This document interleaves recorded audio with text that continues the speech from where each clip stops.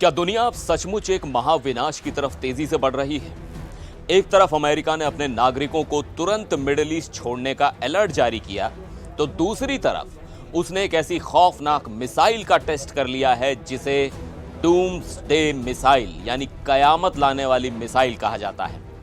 हालात इतने तनावपूर्ण हैं कि समंदर के अंदर भी अमेरिका और ईरान की जंग शुरू हो चुकी है। नमस्कार, मैं हूं सिद्धार्थ प्रकाश। मिडिल ईस्ट में आग लगी हुई है और इस आग की लपटें अब पूरी दुनिया को अपनी चपेट में लेने के लिए तैयार हैं। अमेरिका और इजराइल के ईरान के साथ चल रहे भयंकर युद्ध के बीच अमेरिका का एक कदम चर्चा का विषय बन गया है। अमेरिका ने कैलिफोर्निया के वेंडनबर्ग स्पेस फोर्स बेस से अपनी बेहद खतरनाक मिनटमैन 3 इंटरकॉन्टिनेंटल बैलिस्टिक मिसाइल का परीक्षण किया है। इस मिसाइल ने हजारों मील का सफर तय करते हुए मार्शल आइलैंड्स के क्वाजालीन एटोल में अपने टारगेट को हिट किया।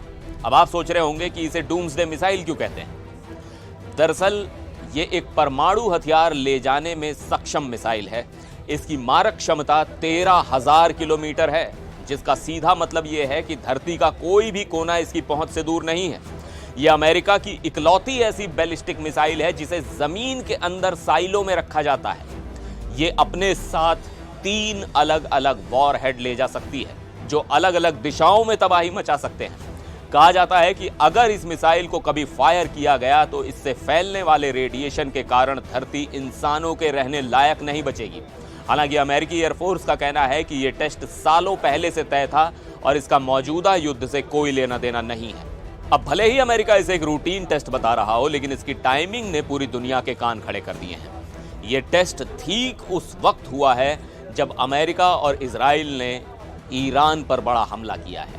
इस हमले में ईरान के 86 वर्षीय supreme leader Ayatollah Ali Khamenei की मौत हो गई है। इसके जवाब में ईरान लगातार इजराइल और खाड़ी देशों में मौजूद अमेरिकी सैन्य ठिकानों पर मिसाइलें दाग रहा है। युद्ध अब सिर्फ जमीन और आसमान तक सीमित नहीं है, ये समंदर की गहराइयों तक पहुंच गया है और हमारे बेहद करीब भी आ गया है। बुधवार को श्रीलंका के तट के पास एक अमेरिकी पनडुब्बी ने ईरान के युद्धपोत आइरिस तेना को डुबो दिया। इस हमले में कम से कम 80 लोगों की मौत हो गई। आपको जानकर हैरानी होगी कि यह ईरानी युद्धपोत भारत के मैत्रीपूर्ण दौरे पर आया था जब इसे निशाना बनाया गया। दूसरे विश्व युद्ध के बाद यह पहला मौका है जब किसी अमेरिकी पनडुब्बी ने सतह पर तैरते किसी जहाज पर इस तरह का सीधा हमला किया हो।